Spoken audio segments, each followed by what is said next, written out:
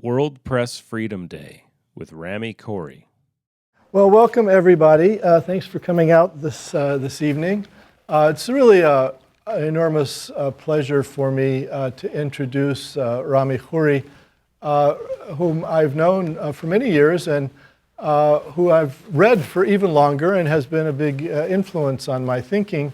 Rami is a great talent and does many things. He is one of the foremost journalists based in the Middle East, and started, he was telling me at the Jordan Times, I knew he'd been there, I didn't know that that was really the start of it all, in the late 70s, and has written for almost every respectable, you have to say that nowadays,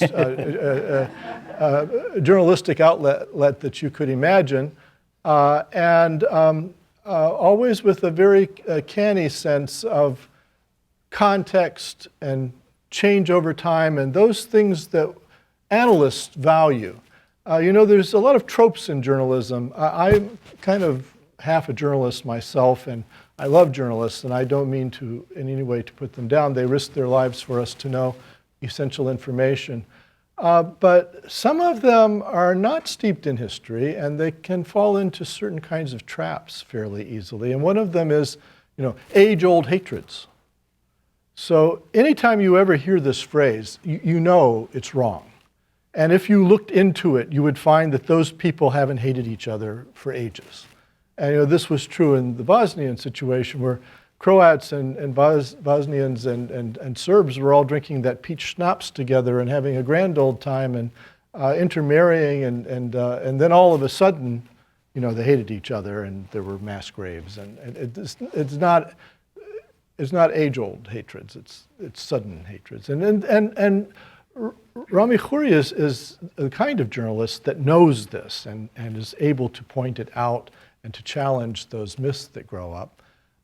He's been involved not only in journalism, but at the American University in Beirut in public policy, and has had stints at American campuses as well. So he's a man of parts, as they used to say in the early modern period, and we're very, very lucky to have him to commemorate World Press Day at a time when, frankly, things are pretty dark for the press. It's now apparently switched over and become the enemy of the people, and according to the White House. And this wasn't a phrase we were used to hearing in the United States. I think it was someplace to our east that it was a common phrase, but it wasn't common in the United States. So without further ado, let me just start things off, if I might, by pitching this question of, has journalism gotten harder and more dangerous as you've seen it unfold over your rich career, Rami? Thank you, Juan, for being here tonight. That's a great honor and pleasure for me also to be on stage with you. And thank you to the library and for organizing this, and for all of you for coming out. I don't think it's become harder. Journalism, I've been a journalist now, this is my 51st year. I started in 1968, and I've worked in Europe, the United States, the Middle East, all over the Middle East, and there really hasn't been a lot of change in the fundamentals of good journalism. And it doesn't matter what you do, TV, radio, blogging, newspaper, magazine, books. Good journalism is good communication, good reporting, good writing and production of the facts you get, and good presentation.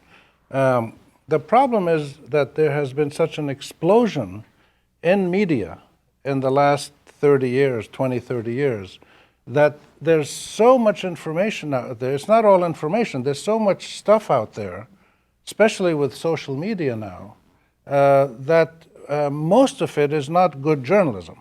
There are still many really good newspapers, magazines, TV, radio, etc., but they're in a minority now.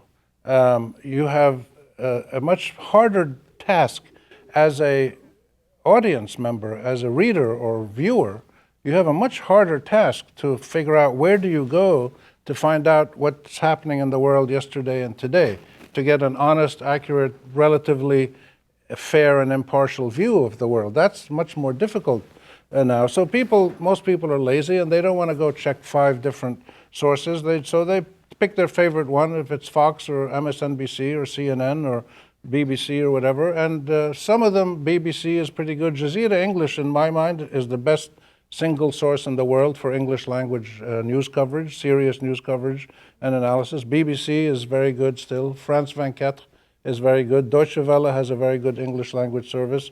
NPR, PBS are quite good compared to others. But once you get beyond those, it's hard to find major news outlets that are good quality and consistently good quality, and giving you a view of not just your country, but of the whole world. It's definitely become more dangerous for journalists working in areas where there is heightened political tension. The Middle East clearly is one of them. And of course, the United States now is becoming a little bit more dangerous. Some journalists are getting pushed around and beaten up and threatened. And the reason for this, the really major development in journalism, as I see it over the years, meaning over the last, the whole 51 years of my career, but really over the last 30 years or so, is that all over the world, there has been a series of trends in journalism. And I would describe them that journalism and communications generally, but journalism specifically, has been globalized, digitized, commercialized, privatized, polarized, and ideologicalized. So you end up today, instead of having what you had 40 years ago on the news in the United States, you would turn on the news at 6:30, CBS, NBC, ABC, and that was basically where you went for your daily roundup of news. And they're all kind of in the center, pretty close to each other. Today, you've got these extremes of polarized views, right, left, and wacko, and government views, and all kinds of things. And this is all because of the convergence of these trends that I mentioned. The news media has become a commercialized, polarized entertainment business more than it has been a business of conveying facts and analysis. And the marketplace of ideas and a town square of discussion doesn't really take place in the media anymore. It takes place in meetings like this, at universities, at community centers, in civic institutions, and not much in the media anymore. So this is the real story of journalism in the modern world, and in the recent modern world, and the most dangerous recent trend, and the reason why it's important to mark World Press Freedom Day, is that the most troubling single trend now, today, and this is quite recent, in the last, I would say, 8-10 years, but especially in the last 3-4 years, you're now seeing a convergence of autocratic governments and leaders around the world. It used to be only in the third world where these governments would control the press and threaten it and own it and provoke it and put the journalists in jail. Now you're getting this in Hungary, in the United States, in Great Britain, in Russia, in Turkey, in Poland, Brazil, Philippines, all over the world. So Saudi Arabia, Iran, this is a globalized fraternity of autocratic governments that feel that the press must only reflect views that they share. And anybody who doesn't share their views will be threatened or sanctioned or jailed or in some cases killed. And this is what's going on. This is the great danger. So we get a President Trump saying that President Sisi in Egypt is doing a great job, or Mohammed bin Salman in Saudi Arabia is doing a great job, and in Egypt and in Saudi Arabia and Egypt, you have terrible stresses on the press, and the corollary to that is that the press is really only the cutting edge of the greater issue of citizens' right to free expression. So I would put those as the big sticker items of where we are now. Yeah, I mean, I agree entirely, and I think one of the things I've seen happen, I don't know how you feel about it, is that there were countries, say in the Middle East or Asia, Latin America, which were authoritarian, like the Mubarak regime in Egypt. And where you could get into trouble as a journalist, there were red lines you shouldn't cross, but people knew what the red lines were. And so they didn't usually get into trouble. It could happen. But the regime also, I think, the Mubarak regime in Egypt, for instance, thought that people need to let off a little steam time to time. And so it's all right to have mild criticism, or criticism of a cabinet member, not of the president, or criticism of some policy but not connecting it to Mubarak. And so there was kind of a little bit of room for maneuver. There were 4 newspapers in Egypt that were known to be left of center, liberal, and to be a little bit critical of some of the more authoritarian practices or of corruption and so forth. That's gone. Yeah. There's no that idea that there should be some margin where steam can be let off. That doesn't exist in Egypt anymore. Right. In most of the region, this is the trend, unfortunately. Arab autocratic governments, broadly speaking, historically, would always allow a little margin, as you said, for the opposition, a symbolic opposition. The Muslim Brothers, the lefties, the Arab nationalists, they would all have 10% of parliament, 15% of parliament, and that was all gerrymandered to be that way, and they would have their weekly newspaper. They could speak on international press. So the governments understood, and I lived through this whole era, the Arab governments understood that people speaking out can't really hurt you. What the governments don't want is people to speak out and then to organize political, organize and mobilize people to challenge you.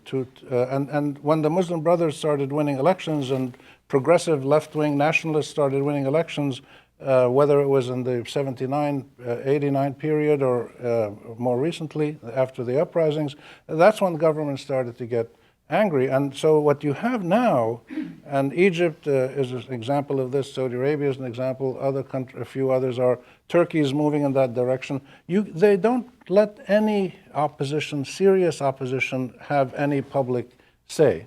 And this is hard to understand because a lot of these rulers are smart people, but they're politically not smart. They don't understand that if you shut people up and choke them and don't let them express themselves, they're going to come back at you somehow. They're not going to just idly sit by. They did sit by for 20, 30 years, but starting at around 2010, people couldn't put up with it anymore. Pardon? You're being challenged on the thesis that some of them are smart. Well, individually, I mean, they're smart enough to reach the positions of authority they're in within their system. They're not smart enough to maintain power in a stable, productive society that gives the majority of citizens a sense that their government is serving them. This is what happened from 1930 to 1980 in the Arab world.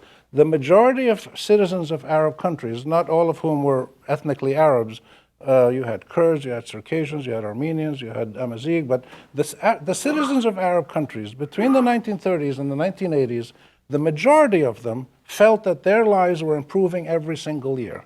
And I lived through this myself. I was born in 1948. But that's why you never had big mass popular uprisings in the Arab world on a big scale. You had Sudan in 86 and then the Kurds and Shias against Saddam after the war. But you had very few popular uprisings until around 2010. So the autocratic rulers of the Arab world, none of whom had been democratically elected or validated by their own people, were able to maintain power for many, many years. But one of the reasons they did is because they actually were involved in state-building exercises. And people were getting phones and homes and cars and education and jobs for their kids. So material life was improving just enough, and personal liberties were there just enough, so you could buy a house, sell a house, start a business, travel without anybody bothering you. So that people felt that this was an acceptable condition. It wasn't ideal. They tried to mobilize for democratic reform, for women's rights, for minority rights, for pluralistic parliamentary life. They tried to do all that in the Arab world for decades and really couldn't get anywhere. But there wasn't enough pressure on ordinary people's lives to make them fight back. This is what changed in 2010. This is why the press condition, the free speech, freedom of expression, freedom of the press issue is so critical today, not because the people are deprived of a free press. They've almost never had a really free press. The people who wanted real news listened to BBC, some listened to Israel, some listened to Voice of America. They listened to foreign newscasts to get the news of their own country. But the real danger now is that people who are in the majority of the Arab world, and I can talk about this later, the majority of people in the Arab world are living in very, very difficult political and social and economic condition. I'll just give you one statistic. 2/3 of the 400 million Arabs, that's something like 260 million or something Arabs, are poor, marginalized, and vulnerable. They can barely meet their monthly expenses. They have no political rights of redress of grievance or challenging political authority or demanding accountability. They're totally marginalized politically and economically in most cases, and they're living in situations where 4 or 5 kids in a family that has 7 kids are unable to graduate from school or get a job even if they do graduate. So the stress on families in terms of sheer survival we're talking about, getting a job, getting income, feeding your kids, medical care, shelter, and education and water. Basic elements of survival are now not in the reach of ordinary people, whereas they were for most of the last 50 years. And this is why now people are so stressed that they want to speak, they want to complain. They want to speak out. They want to suggest how to make things better, and they're not allowed to. And that's why the real danger of the press controls today are so important, because it's increasing the pressure, and the explosions are going to come. And we've seen Algeria and Sudan in the last 3 weeks as very good examples of how people are going to react. Yeah. How about Egypt? Egypt is one of the biggest problems in the Arab world in terms of socioeconomic trends. Egypt today is exactly like it was before the uprisings of 2010. The interesting thing in 2010, people were quite surprised. Many people were quite surprised. People like Juan and myself and others who studied the region know it. We're not surprised because we saw the pressures building up inside, and we wrote about that this is unsustainable. But Egypt then and today, and if you look at stories in the Western media today, you're going to read stories about how foreign investment in Egypt has never been higher than before. The budget deficit is increasing, and Egypt doesn't need to go back to the IMF for another $12 billion loan next year. And tourism is increasing, things are looking good. Well, that's exactly what they were saying in 2006 to 2010, and then the place blew up. Why? Because all of these macroeconomic statistics are essentially based on non-productive financial flows, most of which come in rent from overseas, most of which are controlled by the government and its massive military economic machine. And the fruits of these investments and economic activities go either to the government elite and its military apparatus or the small civilian elite of crony capitalists, friends and cousins of the ruling family. And therefore only about 6% of the population benefits from this economic condition, the apparent growth condition, whereas the vast majority of ordinary Egyptians, and there's now about 100 million Egyptians, and there's 2.5 million Egyptians born every year. 2.5 every single year. We've had about 15 million new Egyptians born since the uprisings of 2010. There's no way the government can feed them and clothe them and house them and give them jobs and educate them, even without the 15 million. So the pressures are intense inside Egypt today, and the vast majority of Egyptians are suffering the devaluation of the pound. Prices have increased. Everything is more difficult to get. Electricity cuts are starting to happen, and this is common across most of the region. But it's not reported very widely. It's certainly not reported internally, because anybody who writes about these things gets sent to jail. There's 40,000, 50,000 people in jail in Egypt today, and they're mostly Muslim brothers, but many of them are not. They're leftist, progressive, young activists, because the government simply will not sustain, will not allow independent voices to speak out, even if they're speaking the truth. And this is the terrible cycle we're in, which emphasizes the importance of freedom of expression. In countries experiencing such stress, the citizens need to explain why they're worried or angry or fearful, and they can also be part of the process of fixing the problem. If Sisi went to the Egyptian people and said, how can we educate all our kids and give them jobs? The people of Egypt will have a lot of good suggestions. So Egypt is a classic example, and probably the most dangerous one. It accounts for 1/4 of all Arabs, 100 million out of 400 million, yeah. And it's a pressure cooker right now. Yeah, General Sisi is not known actually to ask questions. He tells you how it is, yeah. And indeed, I mean, the Egyptian elite has become, it seems to me, and this is a global phenomenon to some extent, unmoored from reality. So they announced in Egypt that the Egyptian army had cured AIDS, that the army doctors had cured AIDS, and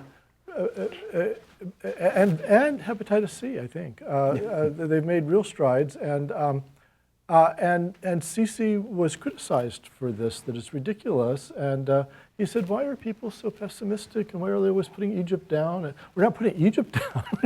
But Bassem Youssef, the comedian, wrote a column when it was still possible to do these things back in 2014. He said that if a first-year medical student at Cairo University had come out and said that he cured AIDS, and then the Army spokesman who made this announcement, he got mixed up between DNA and RNA. So Bassem Youssef said if this first-year medical student had come out and made such an announcement, had made this error between RNA and DNA, that he would have been kicked out of medical school, and also nobody from his village would ever have been allowed into medical school again.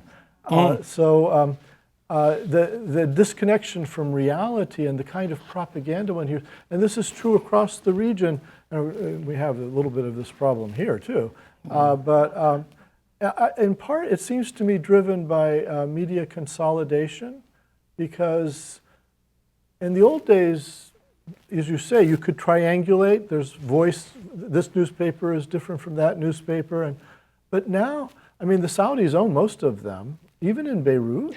All over the region. All over the region. They either own them. You don't get a different point of view. You just get the Riyadh point of view. Right, and this is what's so. The Emirates and the Saudis are the two countries now that are trying to control the media, and not just the Arab media. They're trying to buy off Western columnists, corporations, PR agencies. They're spending hundreds of millions of dollars around the world trying to project their view of the world. And they're doing it in very sometimes subtle and sophisticated ways. So they don't just go in and threaten somebody. They will sometimes, buy a newspaper. Sometimes they'll go give money to a political group in a certain Arab country who run a newspaper or TV show, and therefore they get that station or show to support their views. They give money to private sector, they give huge contracts to private sector people in Arab countries who then become multimillionaires, who then buy a local newspaper or radio station or website. So there's indirect mechanisms by which the ruling Arab elites in the Gulf, who have a lot of money in some of the Gulf countries, do this. They control the press. And then the extreme example, of course, is the fate of Jamal Khashoggi, my friend who I've known for many years. My wife and I attended his son's wedding in Lebanon some years ago. He was a dear friend, and Jamal and I were very similar in our views of the media. We both worked for Arab media, me in the Levant area, he in the Gulf. We both worked for institutions that were controlled by or under the influence of governments, because everybody was. But we felt that it was important to stay in the Arab world, work in the media, try to improve it professionally, and push the boundaries from within as much as we could. And we felt that this could be done. And this is how things happened in the Arab world, that you had autocratic governments in Arab and in countries, top-heavy governments that didn't have a lot of personal freedoms for people to enjoy in the political realm. People had personal freedoms to do anything else they wanted. You could buy and sell houses, buy land, start a company.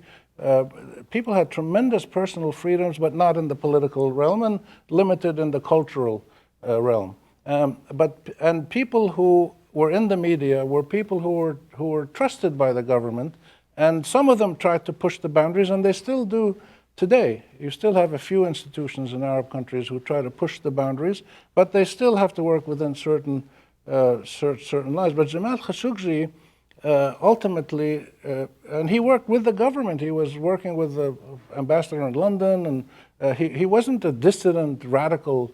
He was a Saudi patriot who felt that journalism was important because it allowed the views of people to be expressed and for people to talk about issues that mattered to them. But he got to the point, after Mohammed bin Salman took power behind the scenes and then formally as crown prince, Khashoggi was not, he was threatened, he was told, he was threatened if he didn't come back. They tried to buy him off, they couldn't buy him off.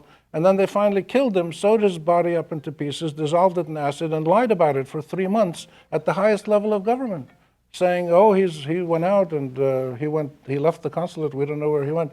So it was such a gross performance of a combination of incompetence and barbarism at the same time that I think we've almost never seen in the modern Arab world. We've had barbaric activity by Arab governments who did terrible things to their citizens, killed them, jailed them, tortured them, threw them off airplanes. We've seen barbarism practiced in Arab countries by governments, by opposition groups, by terror groups, by foreign governments who attack and kill 50 civilians at a wedding in Yemen. So barbarism is something that happens all over the Arab world. But never have we seen barbarism and incompetence combined in senior leadership of Arab countries. And this is the real danger that we have today. And the foreign governments are directly supporting them. So the British are helping the Saudis, and the French are helping Khalifa Haftar in Libya try to take power and become another Gaddafi.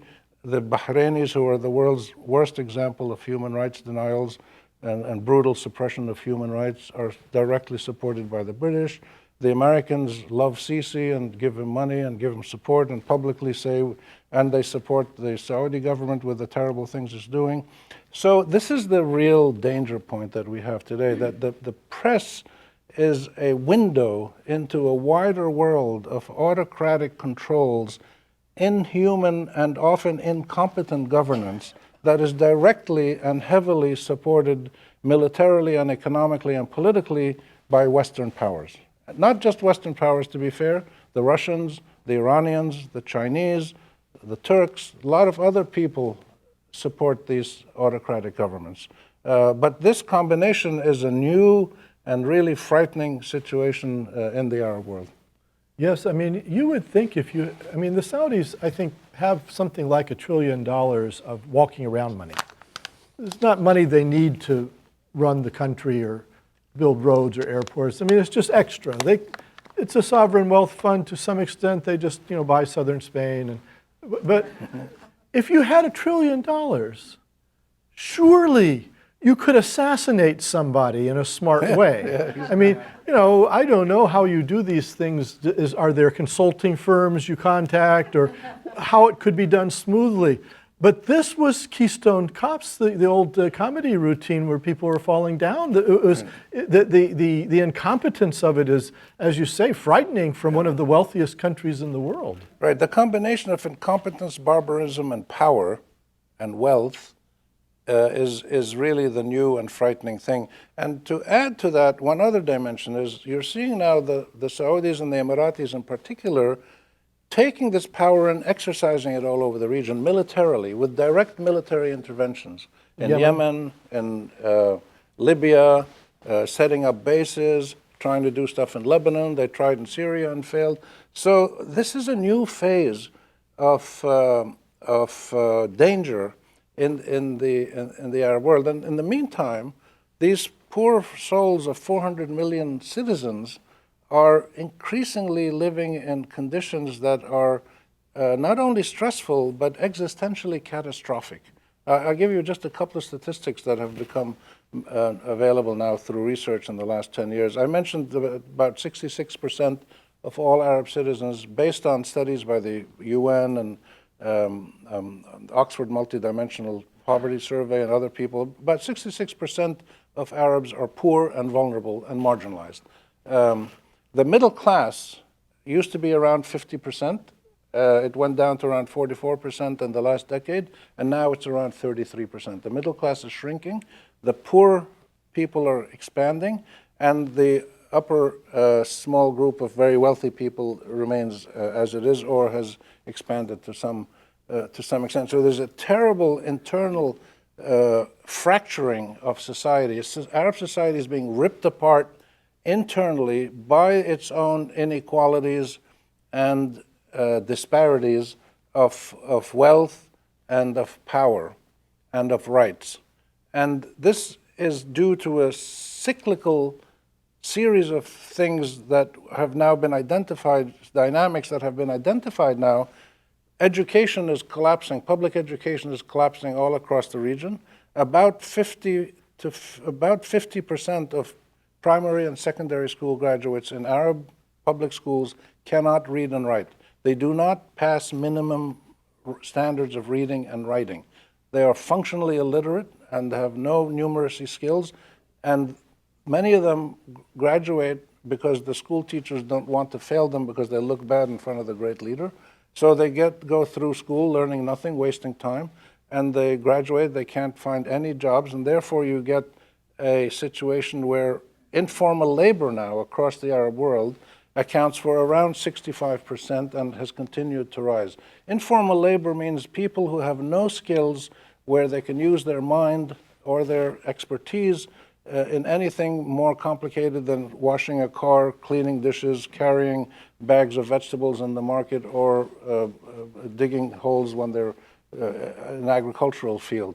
Just manual labor. In other words, the Arab labor force is being turned into a fleet of donkeys, essentially. They're doing donkey work, manual labor that requires no creative, intellectual, problem-solving skills whatsoever. And this percentage is continuing to increase, the 65% of informal labor. These are people who have no health insurance, no pension, no minimum wage, no maximum working hours, no safety regulations, no protections or rights of any sort. And this is who Mohammed Bouazizi was. Mohammed Bouazizi, who set himself on fire and who sparked literally the first Arab big uprising in 2010. He was a informal laborer, selling fruits and vegetables. He was mistreated by his own police force and local government, and set himself on fire, and people reacted to this, and this is really the great danger, this internal fracturing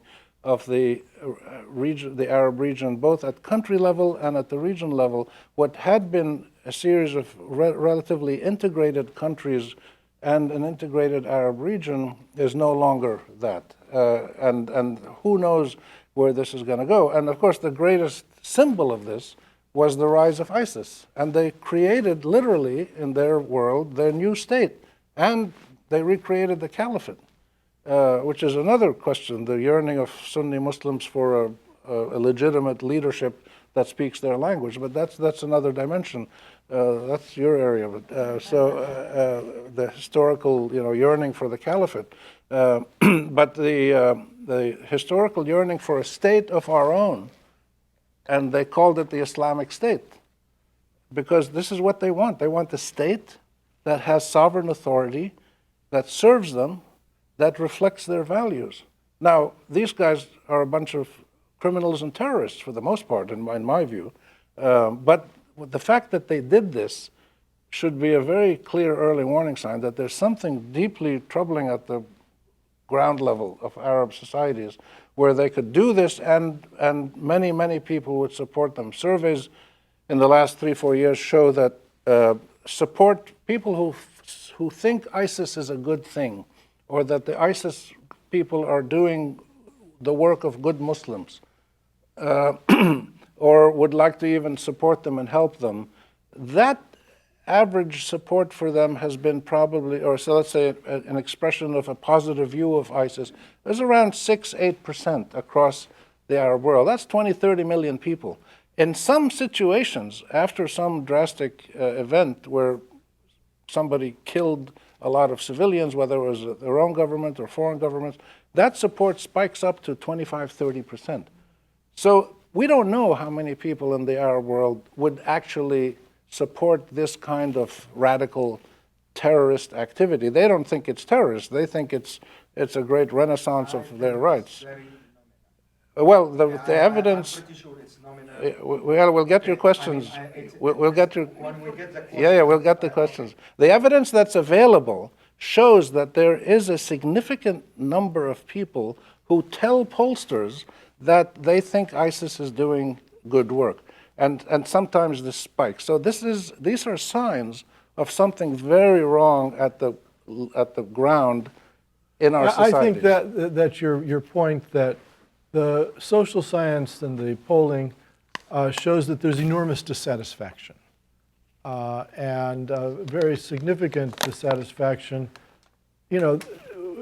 There's different ways of responding to an unfortunate situation. If your country's not making much progress economically or whatever, you could say, well, it needs reforms. But these are people who are polling that they want radical change. They don't want just a reform. And I think it's not necessarily attached to groups like ISIS or Al-Qaeda. I think it's a generalized deep discontent. And so then it gets attached to whoever's in the newspapers of that day. Right. The social scientists have found that when there's a deep discontent, people aren't necessarily picky about the vehicle for expressing it.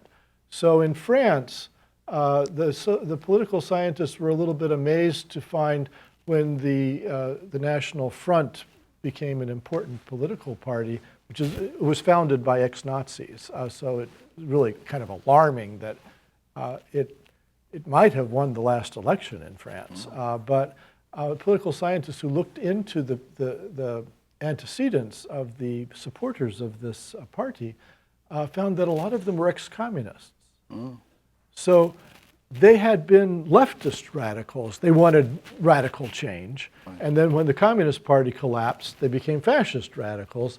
So it wasn't the vehicle for the change that mattered to them quite so much as that somebody would come along and say, this place is rotten, we've got to turn it all upside down and change it.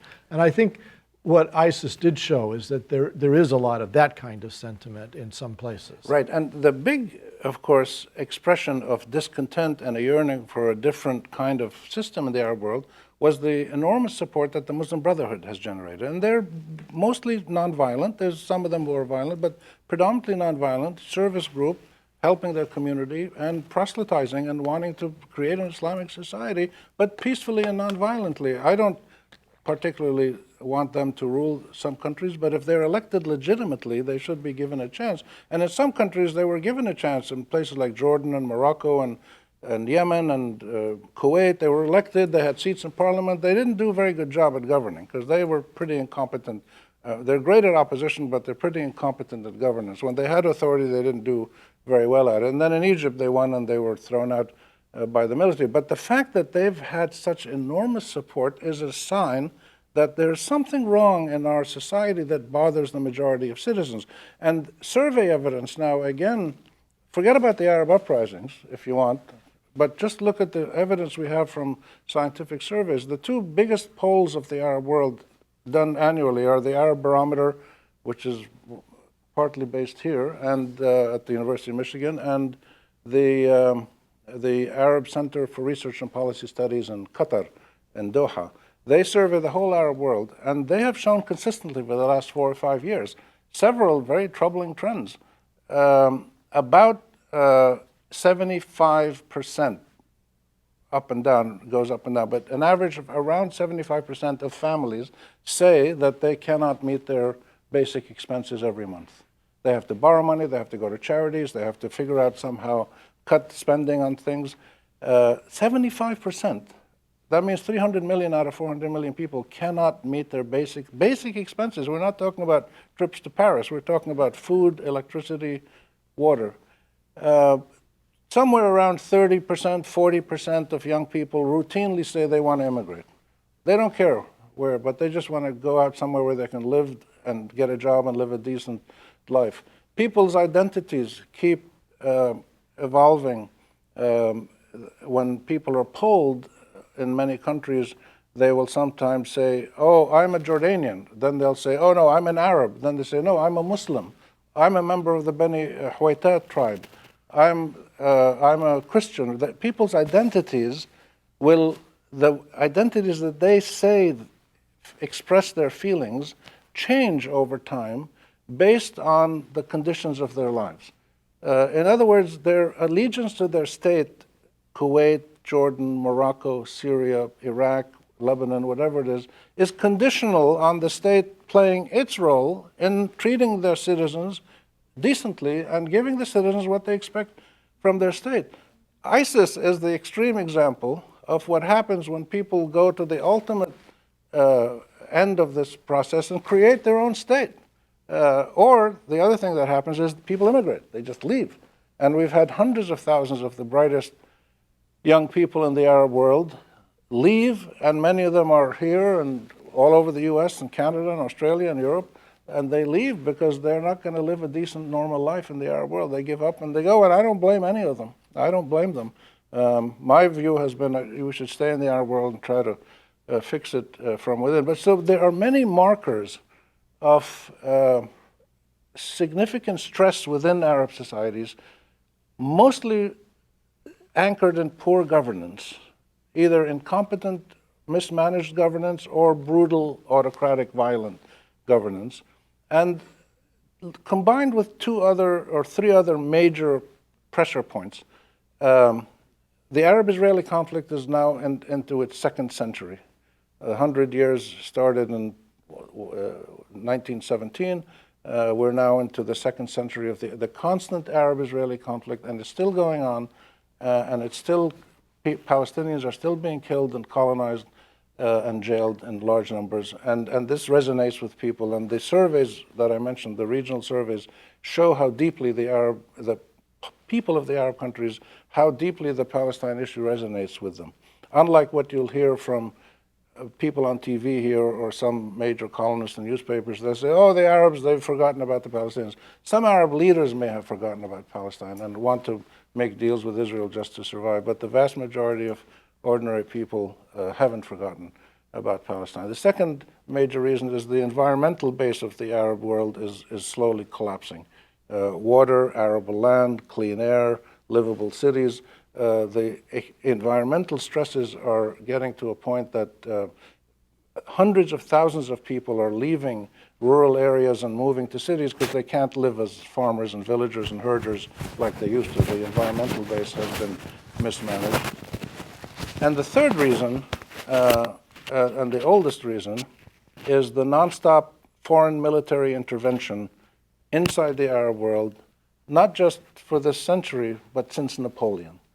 For 225 years, we've had nonstop foreign armies coming into our region and fighting directly, not just giving aid to Arabs and Israelis and others, but themselves with their armies fighting inside our region. The US is doing it now, the British are doing it, the Russians are doing it, the Iranians are doing it, the Turks are doing it. and who knows who else is going to join the jamboree. So the essential integrity of the Arab region that had been clear or had been taking shape in state-forming processes in many countries in a rather impressive way from 1920 to 1980 or so has now been reversed, and we're seeing a disintegration of many of these basic foundations of decent statehood and individual life. And the problem, again, on top of this, is that these citizens who are stressed out, angry, fearful, desperate sometimes, are not allowed to express their views, are not allowed to participate in political processes to fix the situation, and don't know what to do. And they become hysterical sometimes and lead to some hysterical acts, as we see terrorism, refugees swimming to Europe, people killing their neighbors because of their political views or religious views or cultural identity or whatever. These are things that are unnatural for the modern Arab world, but they've now become much more normal for some people who have totally lost hope. And there's no sign of any of these trends changing. And that's why I say that maintaining the freedom of expression, forget about the press if you want. The press is more complicated because it's commercial, but freedom of expression, just people to speak out, is such an important priority right now, because if we don't hear what people fear, what they're talking about, or what they're proposing, we're going to keep increasing the stress, and things are going to get much more dangerous in the years ahead. Well, you know, when you were talking about some of the challenges of the press in consolidation of ownership by sort of Saudi fronts and so forth, it reminded me that we have some of these problems here. And we had at least an allegation, it's still a little bit murky, that Mohammed bin Salman broke up Jeff Bezos's marriage over criticism of Trump and the Saudis in the Washington Post, and also because Bezos wouldn't let the Khashoggi murder go, and so the Post kept highlighting it. And so then they targeted the owner of the Post, who's also the owner of Amazon, who and maybe hacked his iPhone and got dirty pictures and so forth. But I don't think that any of this has been proven, but the allegations are, certainly Bezos believes this. And it seemed to me like some of the techniques that we're familiar with in the region now are being deployed in the United States itself. Well, this is, again, one of the new danger signs with the current American administration, the way that it's dealing with the press and the way that it's dealing with autocrats abroad. The American government historically has been happy with autocrats around the world. So they supported the Egyptian government. Years ago, they'd even support the Iraqi or the Syrian or other governments that were not democratic. But the level of open, fervent support for autocrats by the American government now is at a higher level than ever before. And the press, again, is a link in this situation. It's interesting that when the Saudis and the Emiratis and the Egyptians and the Bahrainis planned a boycott, or what's it called, a blockade of Qatar last year and a half ago, the first thing they asked for was for the Qataris to shut down Jazeera. It was quite an amazing moment in modern history where an organ of the media, a really quite an impressive organ in many ways, with its faults here and there, but Jazeera, I think, is a pretty impressive operation, that this would be the main demand of a group of Arab countries blockading another Arab country, which is, again, a sign of their incompetence and inability to understand how the world actually works. And the Qataris stood their ground and didn't close Jazeera. So we'll see what happens. But these media issues and the free expression dimension of life have become much, much more important than ever before. And you'd think that with the age of social media, you say, well, okay, you don't need newspapers. The governments control the papers and the TV and the radio. You can go on the internet. Well, you can, but you can't do much of that anymore in the Arab world, because now what's happening is laws are being passed And the laws that are being passed across the Arab region and in other countries as well, anti-terrorism laws, anti-corruption laws, security laws, all kinds of criminal activity, free expression on the internet is being criminalized. And as happens typically in the Arab world in the modern period, the phrasing of the law is so vague that people are being jailed or indicted for hindering national security or hurting the image of the country abroad. I mean, these very vague things. And the people who are blogging or Facebook posts or whatever, or a website, are being taken to jail, and this is how the governments try to intimidate people. Now you have laws, the new law in Egypt says that which was just passed by parliament, is that any website, any person on the web who has 50,000 or more followers is a media organization and must be licensed and treated like a newspaper. Yeah, I'm not quite at your level yet. So Give us your you're lucky you're here. Yeah, I'm lucky I'm here. I think I know where I would be if I were in Yeah, Cairo. exactly. So free expression, even on the internet, is now being curtailed by government security systems so that people don't express themselves freely. And there's another dimension to this, which is, again, increasing the danger on people who are in the media or just express themselves as citizens, that some Arab countries are arresting citizens of third countries and sending them back to their country. So Egypt might arrest somebody from the UAE and send them back to the UAE, where the UAE government, or they'd arrest somebody in Lebanon, send them back to Kuwait or whatever. They arrest you and send you back. So even if you go to another country where you think you might be safe, you're not safe because the governments cooperate amongst each other. And this is for expressing a view. It's not for organizing a bank robbery or assassination, just for expressing your view about tax laws. Some people are being put in jail for some of the movies they make, for some of the documentaries they make. Again, the latest thing in Egypt, and this is copied around much of the Arab world. Egypt remains a leader in many things in the Arab world, like it always has been.